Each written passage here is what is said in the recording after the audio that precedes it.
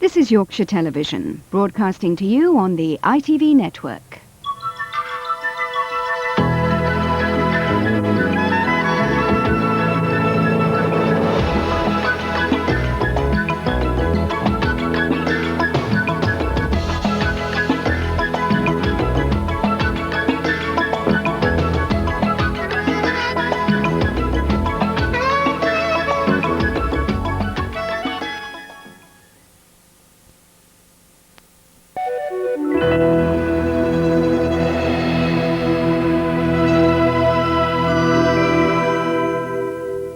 Good morning. The news from TVAM on Saturday, the 9th of November. The former Trade and Industry Secretary, Nicholas Ridley, is urging voters to back Labour if its candidates are more opposed to a federal Europe than their Tory opponents. In an interview to be broadcast on Radio 4 this morning, he tells people opposed to closer European Union to consider voting against the Conservatives. Sarah McCoy reports. Nicholas Ridley's controversial views on Europe are well known. He resigned from the government last year following an interview in which he described the EC as a German racket trying to take over the whole of Europe. Now he wants voters to ask candidates of all parties exactly where they stand on European integration.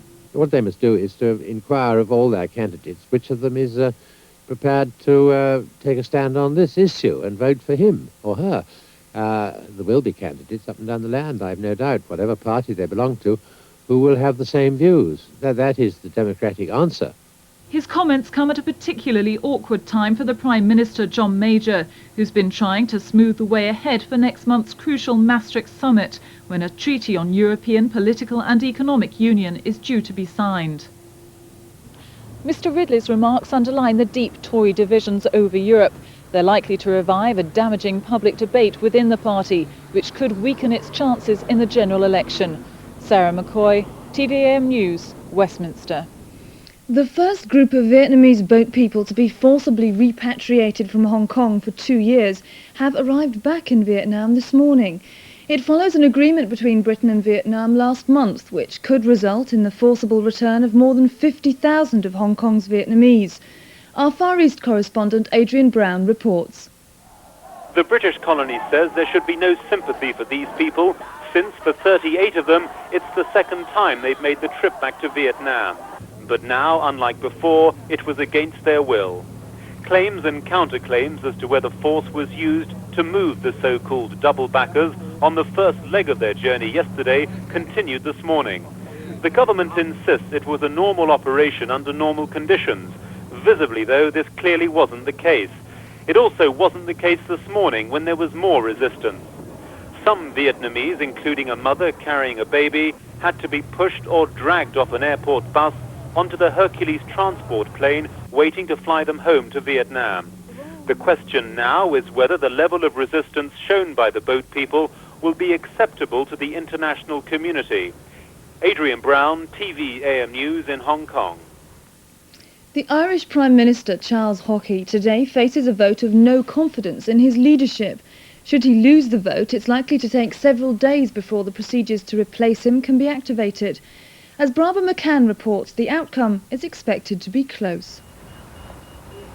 Today should decide whether it will be another great escape for the man dubbed the Houdini of Irish politics.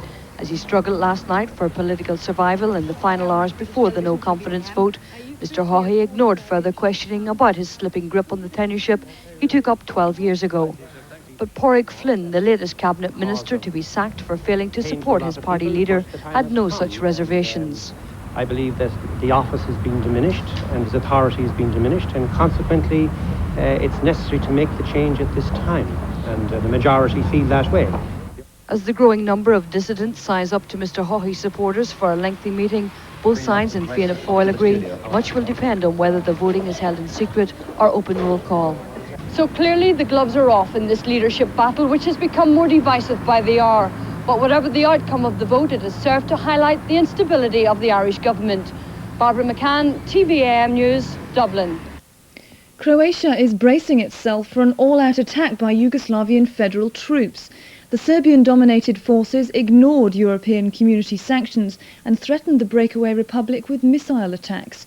Tony Kerner reports. Months of constant bombardment have left Croatia devastated. The strategic Croatian border town of Vukovar has borne the brunt of fighting, with homes, blocks of flats and farmland destroyed. Now federal forces are threatening an all-out attack, saying missiles are aimed and ready to fire. Army transporters have been on the move with a warning. Vukovar must fall tonight. Federal warplanes hit targets right across Croatia, though not all raids are successful. Europe's imposing economic sanctions to stop the fighting, but both sides say it won't work because the economy of Yugoslavia is ruined anyway. If the threatened missile attack comes, these men are powerless to stop it. Tony Kerner, TVAM News.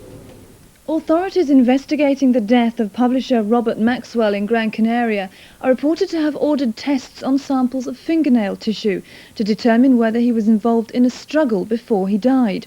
Spanish investigators say preliminary findings show Mr. Maxwell suffered a respiratory cardiac arrest. Louise Bevan reports. Mr. Maxwell's widow Betty has made it clear she believes the cause of her husband's death has yet to be clarified by the Spanish authorities. She said findings released so far were provisional and hoped a final autopsy expected in a week would reveal much more. But even the preliminary result that Mr. Maxwell suffered a respiratory cardiac arrest aboard his yacht has been criticised because it fails to indicate what caused his heart to stop. The cause of death is useless. We now have this sort of conflict that retrospectively they're going around looking for fingernail scrapings. It looks as if there's a bit of confusion and retrospective panic going on. So Mr. Maxwell will be laid to rest in Israel tomorrow, with inquiries into how he died continuing. The fact further tests are being carried out is not necessarily sinister. More likely, the continued media attention has prompted the Spanish authorities to be extra thorough in their investigation. Louise Bevan, TVAM News, Central London. And a look at the weather now. Central and southern England will begin dry and bright, becoming cloudier later with isolated showers. Most of Scotland will have some sleet or snow over the high ground.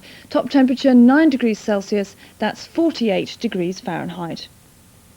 And that's the news. Now over to Geoff for Talking Sport.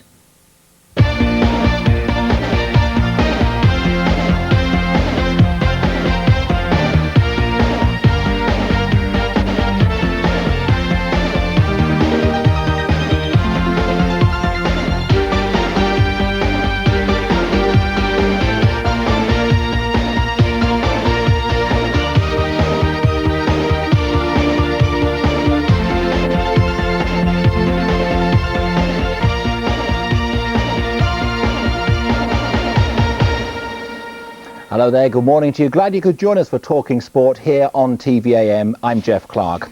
Well, in a moment or so, the morning sports news, but first let's find out what's coming up between now and 7 o'clock. South Africa's door back into the world sports arenas is ajar. We ask how long before it's fully open, with their teams completely back on the international stage. It's a crucial week for some of the home nations whose futures in the European Championship are at stake on Wednesday. We're talking football with Andy Roxburgh, Terry Yorath and Graham Taylor. We say goodbye to the flat. The last meeting of the season is at Doncaster, and with the final race in the 1991 Ladies Championship this afternoon, we chat to the new champion Elaine Bronson. And we catch up with snooker's world champion John Parrott on a flying visit. He's our special guest talking sport this morning. Initially, very, very difficult. I mean, because if you've had somebody as your idol for so many years, I mean, you are a little bit in awe of them. And certainly was the case with Steve. It took me 6 or 7 attempts before I could beat him. But at the same time, I knew when I was losing to him, I wasn't playing badly. It was just that I was playing somebody who was incredibly good.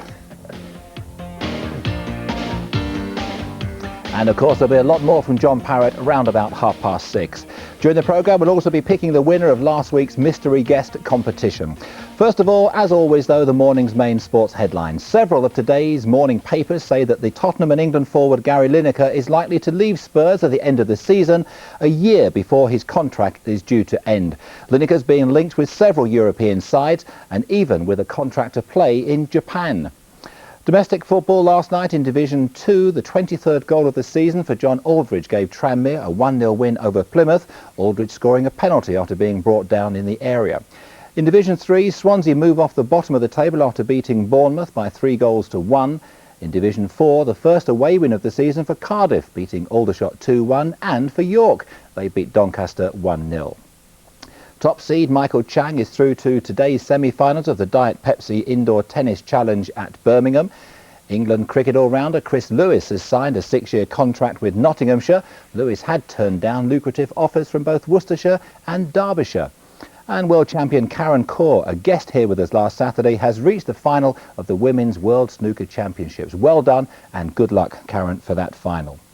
Well, on now to next week's international football and the important European Championship matches that take place on Wednesday. In Group 7, England travel to Poland while the Republic of Ireland play Turkey in Istanbul. Scotland are looking for plenty of goals against San Marino at Hampden. Wales, after losing to Germany last time out, play Luxembourg. Northern Ireland will be in Denmark. For all but England, though, qualification for next summer's finals in Sweden has either disappeared already or will depend on other matches in their groups. Well, earlier this week, 3 of the managers involved in those games were all together in one place. Terry Yorath of Wales, Scotland's Andy Roxburgh and Graham Taylor of England were in London for the launch of sponsorship deals involving Coca-Cola. We took the opportunity to get their realistic comments on next week's matches. Well, our attitude, of course, is to go out and win the match against San Marino and try to win it as well as we possibly can. And then we simply have to look and see what happens elsewhere. That's obviously out with our control. We hope, of course, that Romania will beat Switzerland, which they're more than capable of doing. And then when Romania go to Bulgaria, we would be hoping they'd be dropping a point. And again, that's distinctly possible. But even if Romania were to win their last match, we could probably still qualify on the goals side of things. So it's all a bit confusing at the moment, and it's really just watch this space. Well, I think the whole object, isn't it, that we've got to get a result there, and we're very confident we'll do that. I'm pretty certain of that.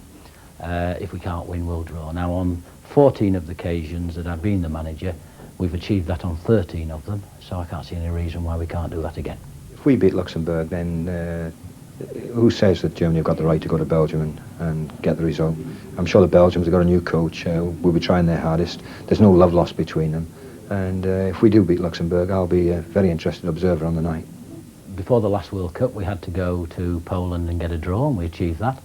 You're probably going back to the famous one of whatever it was, the early 70s, many years ago, when Poland came here and drew 1-1, and of course we didn't qualify for the World Cup then, but that's many, many years ago now. So now we're in, dare I say it, pole position at the present time. That's terrible, really, isn't it? But that's the position we're in, and it's all in our hands. Our squad's more or less on similar lines. We've brought back 1 or 2 players who were missing the last time. We've had incredible problems of call-offs during this campaign. In fact, we were calculating it the other week there, and something like 60 players have called off from our campaign. I mean, it seems incredible. I mean, we had 12 players missing from the last match. So we've named some of our missing stars, like Paul McStay, Richard Gough, people like that, and we're very hopeful that they'll turn up this time. If one looks at the England team, when they come out of the 1990 World Cup, we've had the 3 retirements I've spoken to you about. Gascoigne and Platt, we were being told, was the new sort of midfield dynamo partnership. Gascoigne, when he'll play again, we don't know. Platt is now with an Italian club at the bottom of the Italian league. Barnes, who was part of the squad, is injured. Wright, who was part of the squad, is injured. Other players, Waddle, Beardsley, people who will be 33, 34 by the time of the next World Cup, by time. So it's a never-changing situation.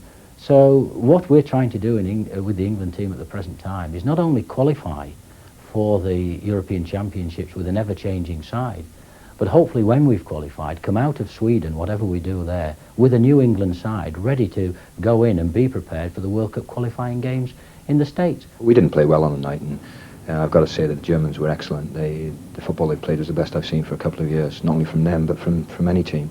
And I think they would have beaten most teams on the night. But the scoreline is puts us in a position where we have to beat Luxembourg by quite a few goals to put pressure on Germany. Terry Yorath of Wales there, before him Graham Taylor of England and Scotland's Andy Roxburgh, all 3 looking for positive results in next week's European internationals. Well now, yesterday a South African cricket team received a rapturous welcome in Calcutta at the start of what is going to be a brief international tour in India. Also this week it was announced South Africa is accepting the invitation to send athletes to next summer's Olympics in Barcelona. A couple of years ago neither would have been possible, nor really even considered. Effectively, the international ban on sporting links with South Africa, in place for more than 20 years, is now over. We're joined this morning by Kent Durr, South Africa's ambassador to Britain. Ambassador, good morning to you. Good morning. Are you fit, well, healthy? Absolutely. And great news. Wonderful, isn't it? Who would have thought that that our lads would get such a welcome in Calcutta so early on? Absolutely wonderful. Now, the Indians have been playing cricket for the best part of 2 centuries. This is going to be the first time there's going to be cricket between the two countries. How's it going to go? The indications from the crowd is that they want the South Africans there, so presumably it's all going to be good and peaceful. Well, I think in 101 years of South African cricket history, this is the first time we're playing India. And, well, the spirit is so wonderful, isn't it? I mean, 2 million people turning out to welcome them, and such a wonderful atmosphere. I'm sure it will go well. I know you personally are a sports lover, but what about your fellow countrymen? How are they viewing the fact that South Africa basically is now back in the sporting arena? Well, I think that there's a universal acclaim at home. You know, the country is overwhelmed, I think, by the wonderful news that's taking place, not only in cricket, but in motor racing. I think something like 80% of the various sports that have normalized are now going to be taking part in international sport events, either planned soon or next year, or programmed over the next few years. So there's great excitement through the country as a whole. The 14 players that are taking part in this tour are white. There are a couple of younger lads who are black lads. Are they there as a token, or is now the equality genuine? Now, look, there hasn't been racism in our sport for a very long time. Of course, there's been the sports bodies have been separated. They are now united. But it is so that some sports are tend to be dominated by one group and some by others. The cricket at the moment, the team appears largely to be composed of white South Africans. I think if we selected a soccer team, it would be largely black South Africans. If we selected an athletics team, it would be a mixture of all kinds of South Africans. So there are sports that attract particular population groups historically. But the important thing is that it's a merit team that is selected by a unified sports body of South Africans. And I think Mr. Shweti of the ANC put it best when he said he didn't care what colour they were, provided they were representative and part of the new world, which they are. And we think they'll do well. The bottom line is that the outside world wants to look at South Africa and have it confirmed that equality is here and there are equal opportunities. That's going to be difficult in the short term, but can you assure us that the programme will be in place for that to happen? Well, it's been so, you know, for some years now. And to some extent what has happened is not only a recognition of what is taking place in South Africa, but also a recognition of what has taken place in some of these sports bodies. Cricket, for example, has for years been conducting clinics and programs and help for the lesser privileged communities in our country, and that will continue. And in fact, by participating internationally, it not only encourages the sport and the sportsmen, but it will bring more money into the game from the international events, which in turn will be diverted to the development of the game in the lesser privileged communities in our country. But more than that, I think also it will encourage the whole reform process in our country. And you know, our country is on the path of building a new sense of nationhood, and sport is a great unifying thing. You know, we were talking earlier of Twickenham the other day. What a fantastic spirit. Well, of course, that will be repeated throughout our country, and that's that kind of spirit, and that kind of thing is a wonderful part of the whole process of nation building. So that's important. This, of course, is good news. On the Olympics, can I ask you to clarify the situation? South Africa back in the Olympics for Barcelona, but it's individuals and not team. You're not allowed your anthem, and there's a new flag. What's the reasoning behind that? Well, I think that first of all, the team sports won't be there because we've missed the qualifying period, and so That's purely a technical reason of why they will not be represented. As far as the emblems are concerned, let me say that the emblems which are currently used in the country predated apartheid or any of these governments. In fact, they predate our current constitution and even the previous constitution. They came of the old colonial days and pre-colonial days, from those days. But whether or not the newly constituted and hopefully soon democratically elected sports bodies, what choices they will make for what emblems they want to play under or participate under, I think is a matter for them.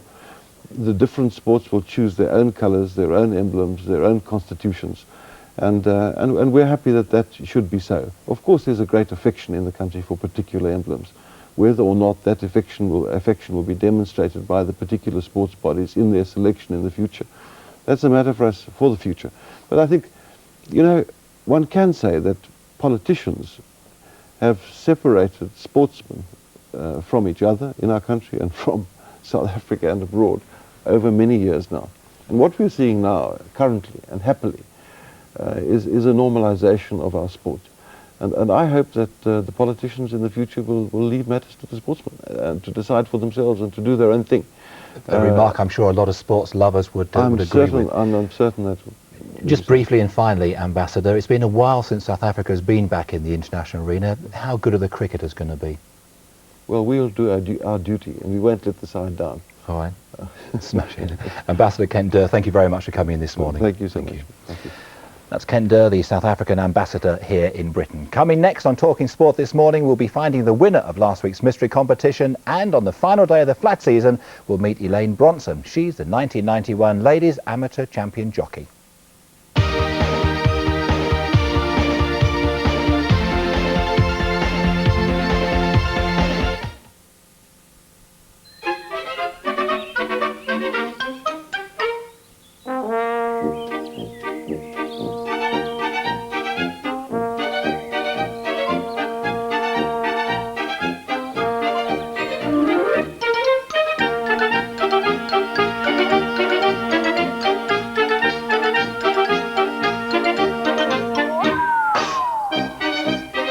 Semi-skimmed, one silver top, number 18. Oh, rice pudding tonight. Lads, what are you playing at? You know they're away for a fortnight. But next door want 2 extra. Go on then. Whatever your order, your milkman can deliver all the fresh milk you'll ever need. Empties.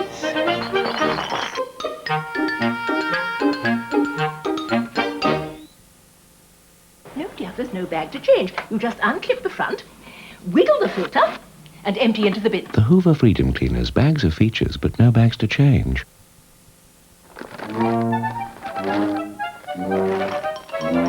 It's a lot easier to get all your weekend milk from your milkman. Nicholas Grease, Michael Freed, you and TVAM. Let's get together for breakfast. TVAM, always something to look forward to.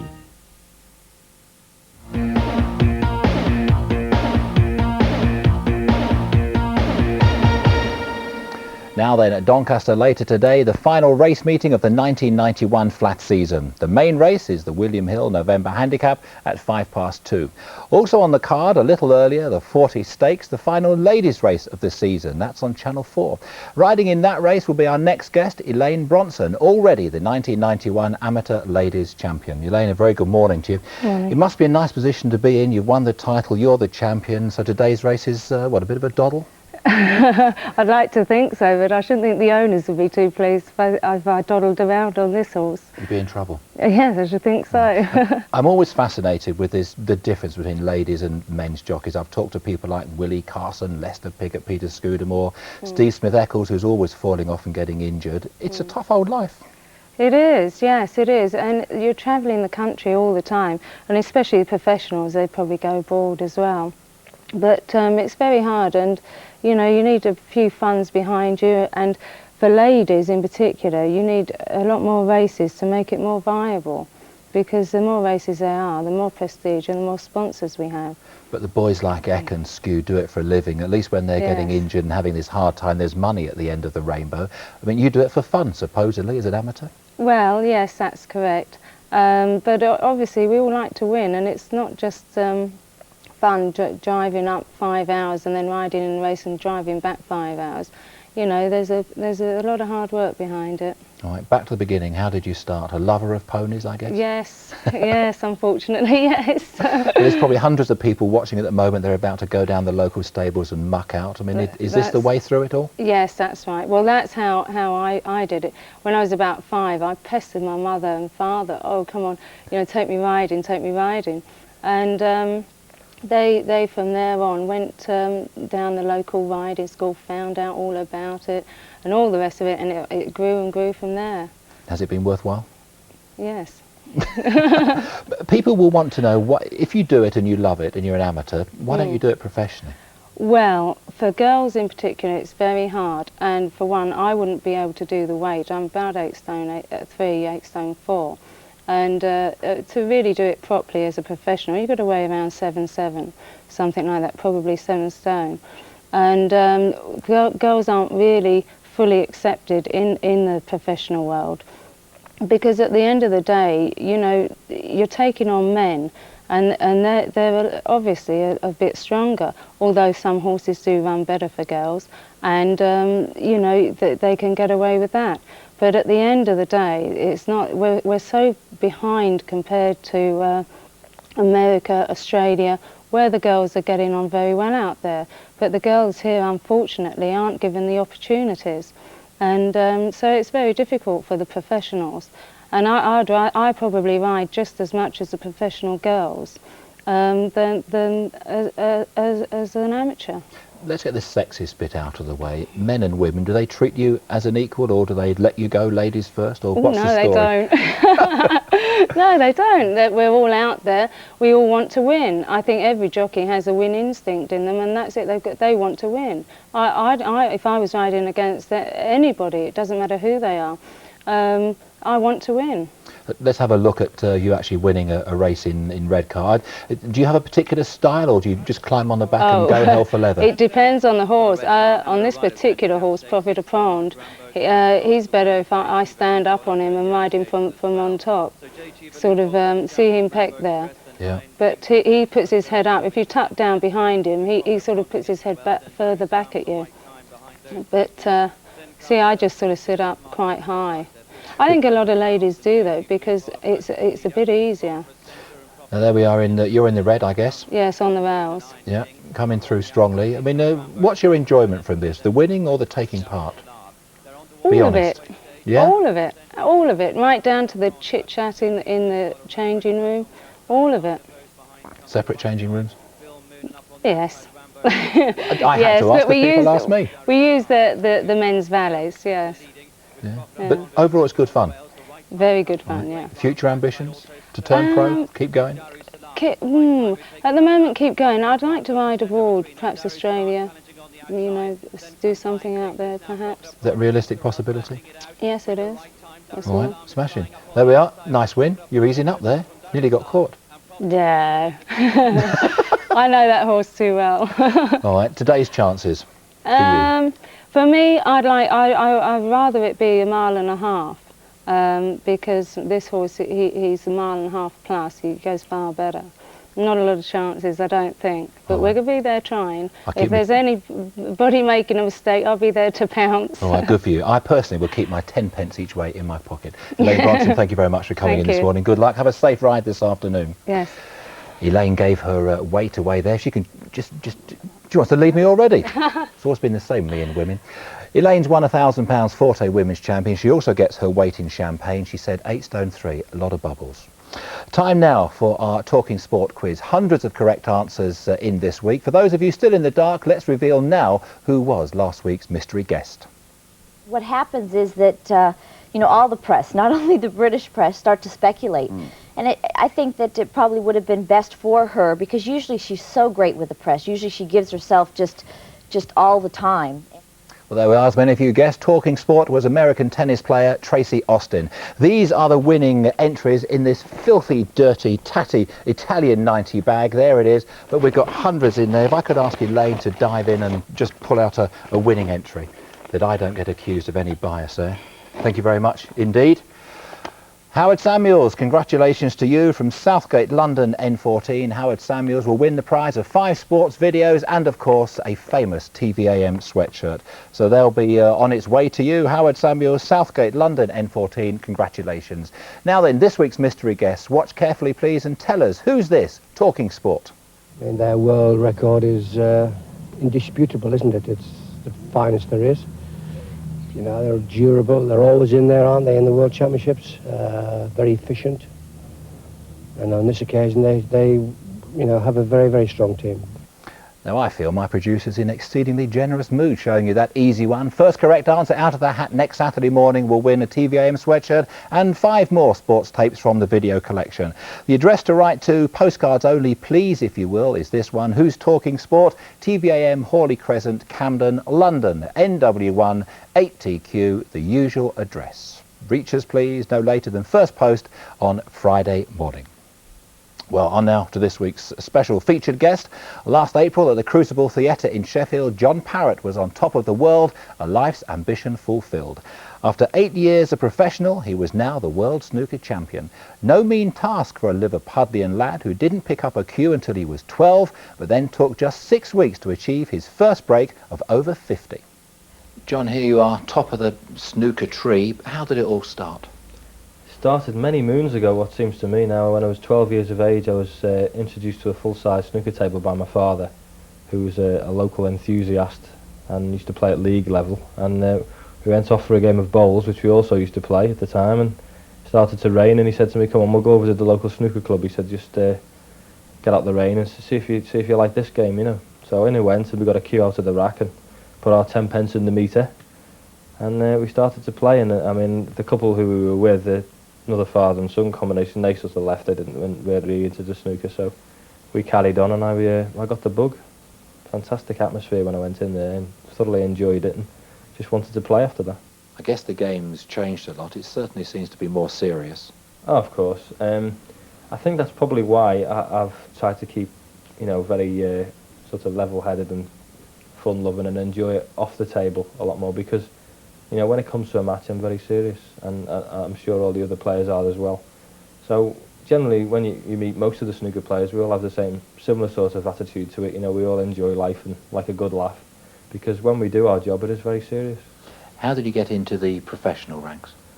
Well, I played for my amateur days to try and become a professional. In those days, you had to win tournaments or prove that you'd been an England international or one thing or another, and then submit your application to the professional board, who used to look through it and think if you know, you'd be a good professional, you were accepted. And so I played numerous tournaments. I managed to win a Pontins one year, which was the biggest tournament in the world at that time, and it was 1,056 entries in it or something. And I won it that year, and that would, you know, gave me my application to be a professional. And fortunately enough for me, it was accepted.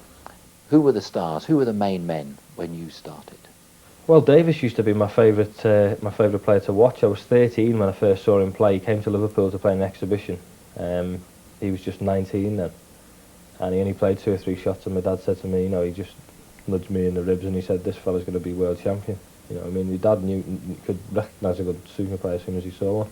And so we used to follow him round, Steve. We used to go and watch him play in Manchester and all the local venues when he was up in the north. And you know, he's always been one of my favourite players to watch, and still is. I mean, if we're at venues and there's good matches on, usually I go and watch his games, and because I think, you know, sometimes you can learn by the way he plays. Do you still learn from the likes of Steve Davis? I think everybody learns. I mean, more or less, you learn a lot more playing, but there are odd things you can pick up from watching other players, but not very much now. Not like it used to be, but you can still learn little things. But as I say, mostly it's when you play yourself. Steve Davis, I know, a bit of a hero of yours. How difficult was it as a young, up-and-coming star to go to the table and play people like Steve and Alex Higgins? Initially, very, very difficult. I mean, because if you've had somebody as your idol for so many years, I mean, you are a little bit in awe of them.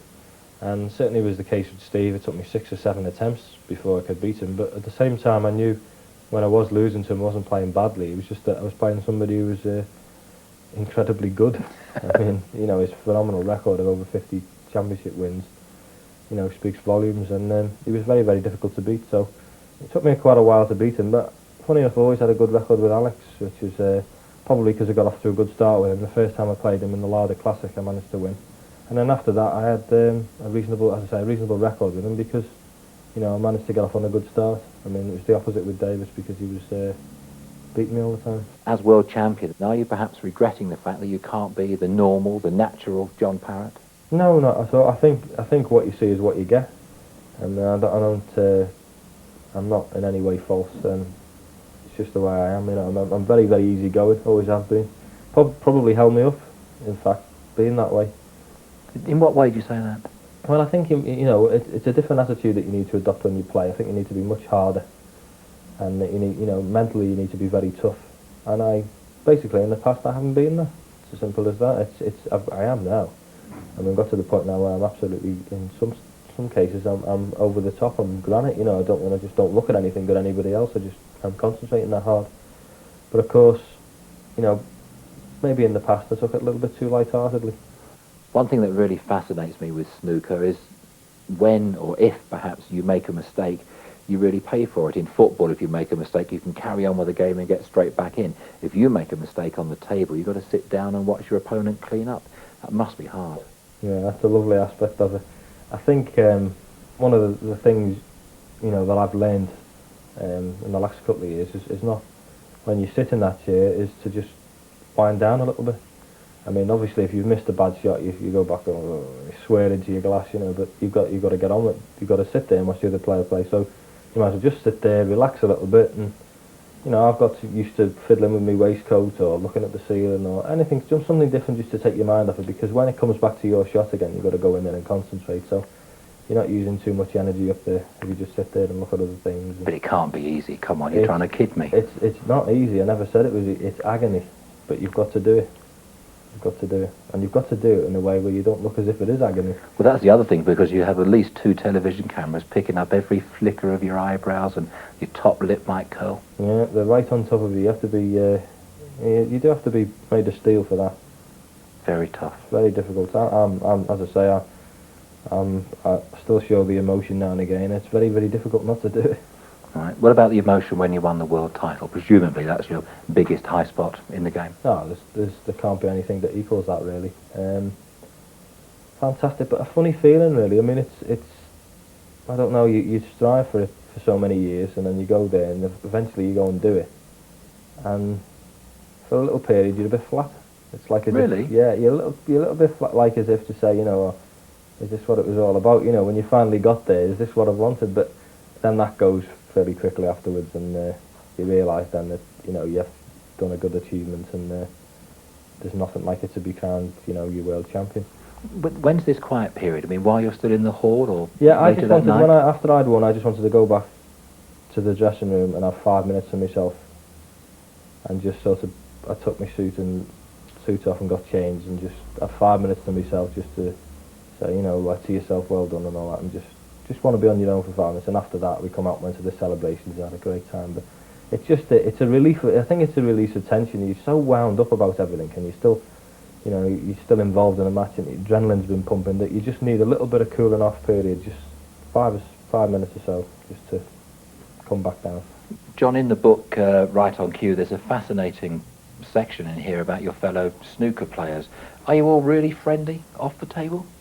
Yeah, I think one of the best things about the snooker circuit is the fact that you can go on there, if you like, lock antlers, like 2 stags for hours and hours on end, you know, playing matches against each other, and then when you come off, you know, 10 or 15 minutes later, you have a little cooling off period where everybody says, you know, usually people who lose are sick, and they go and, you know, shun and have a little moan, and then 15 minutes later they go out and they say, you know, you're having a drink. The next minute you see them at the bar having a drink. You know, it's good in that respect. I mean, it's not harboured for any great period of time when somebody loses, and the majority of them all socialise, and you know, they have a little drink here and there when they can after the matches, and it's really good. The camaraderie with the lads on the circuit is one of the best things about it.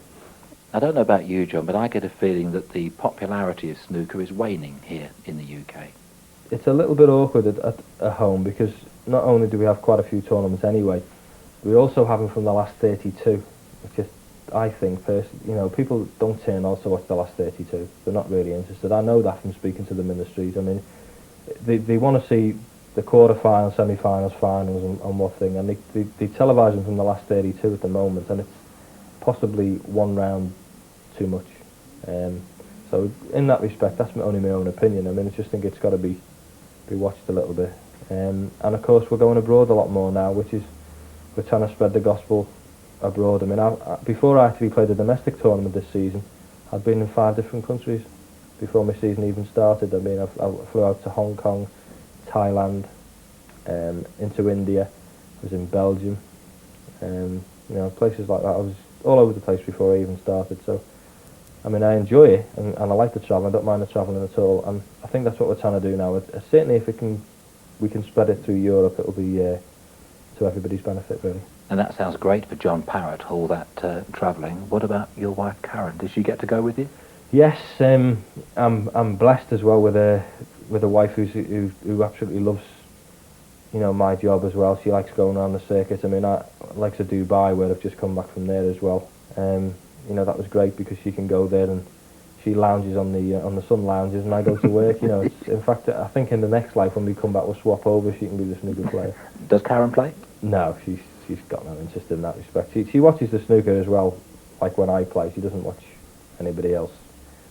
She just likes sort of watching my matches now and again. And everything. She's a very, very good watcher. In fact, if the roles were reversed, I'd be a bag of nerves if she was doing something. But she's very, very good.